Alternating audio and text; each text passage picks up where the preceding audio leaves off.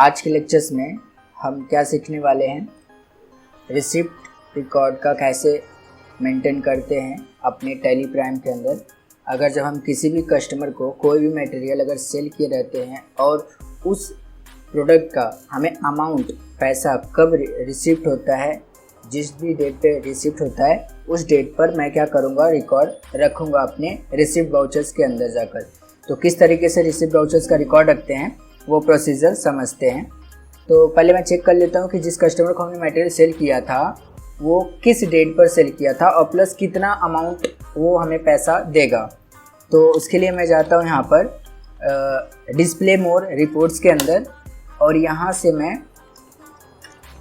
Account book को select कर लेता हूँ। और अकाउंट बुक के अंदर यहाँ पे देखो जितने भी सेल्स का ट्रांजेक्शन हुआ रहता है यहाँ पे हमें दिखाई देता है। फिलहाल यहाँ पे देखो हमारा जुलाई में एक ट्रांजेक्शन हुआ है जो कि 70,000 रुपीज़ का हुआ है, जो कि हम किसी कस्टमर को सेल किए थे। देखो यहाँ पे 1 जुलाई 2022 को हमने सेल किया था 70,000 रुपीज़ का, जो कि हमारा सेल का नंबर है यानी 1, और जो कि 70,000 रुपीज़ हमें इनसे प्राप्त करना है। तो फिलहाल मान लो कि ये जो कस्टमर है हमें जुलाई के लास्ट डेट को यानी 31 जुलाई को मान लो उसने हमें मटेरियल दिया था। तो मटेरियल का पूरा अपना पैसा हमें देके चले गया था। तो मान लेते कि उसने हमें चेक दिया था, तो अब हमें चेक दिया था तो उसका हमें रिकॉर्ड रखना है। तो किस तरीके से रखेंगे वो समझते हैं। तो जिस डेट पे मैं प्राप्त करूँगा उस डेट पे अपना रिकॉर्ड रखूँगा। उसके लिए मुझे जाना पड़ेगा वाउचर्स के ऑप्शंस के अंदर और यहाँ पे हमें प्रेस करना रहेगा, क्या जाना है हमें रिसिप्ट वाउचर्स के अंदर, क्योंकि हमें रिसिप्ट हमने किया है तो उसका रिकॉर्ड रखना है। तो उसके लिए हम फंक्शंस की F6 प्रेस करेंगे या फिर माउस क्लिक करेंगे F6 पर। तो इस तरीके से जैसे करेंगे तो यहाँ पे आ जाएगा। तो अब पूछ रहा है कि कौन से डेट को आपने पैसा प्राप्त किया था। तो हम यहाँ पे डाल दे रहे हैं कि मान लो हमें 31 जुलाई, क्योंकि 1 जुलाई था को हमने मटेरियल सेल किया था, 31 जुलाई को उसने हमें दिया पैसा। तो हमने 31 जुलाई के नाम से अपना रिकॉर्ड रख रहा हूँ, क्योंकि जिस डेट पे हमें पैसा मिलेगा उसी डेट का रिकॉर्ड रखूँगा। और प्लस यहाँ पे रेफरेंस नंबर, तो हमारा जो सेल हमने किया था वो था 1 बिल नंबर्स।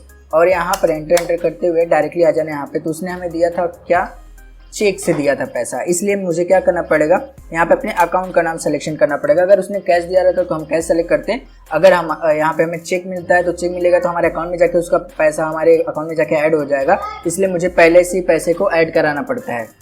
ओके, तो इस तरीके से तो हमारे पास यहाँ पे 10,000 रुपीज़ है।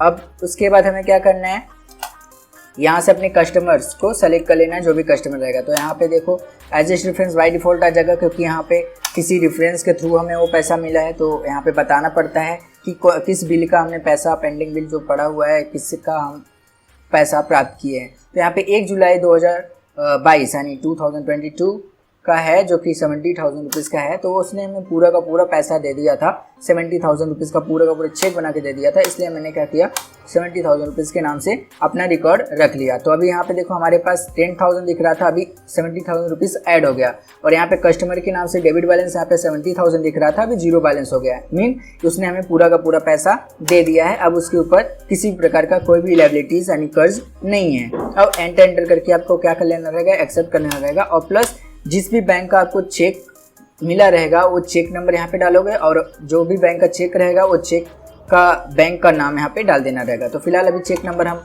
एग्जांपल के तौर पर कुछ भी डाल देने हैं और एंटर। उसके बाद यहाँ पे हमें क्या करना रहेगा, बैंक का नाम स्पेसिफाई करना पड़ेगा कि हमने किस बैंक का चेक पाया था, जैसे हमें याद रहे। तो उसके लिए मुझे क्या करना पड़ेगा, यहाँ पे स्पेस प्रेस कर दूंगा और यहाँ से स्पेसिफाई बैंक लूँगा और जिस भी बैंक का हमें चेक मिला रहेगा वो बैंक का नाम यहाँ पे लिख दूंगा। तो जैसे अभी यहाँ पे मैं यूनियन बैंक टाइप कर दे रहा हूँ, यूनियन बैंक की। मान लेते हैं कि हमारे जो हमें चेक मिला था उस कस्टमर से, उसका चेक था यूनियन बैंक का, इसलिए हमने यूनियन बैंक डाला और एंटर करके एक्सेप्ट कर लिया। तो इस तरीके से गाइस हम अपना रिकॉर्ड रखते हैं रिसिप्ट वाउचर्स के अंदर।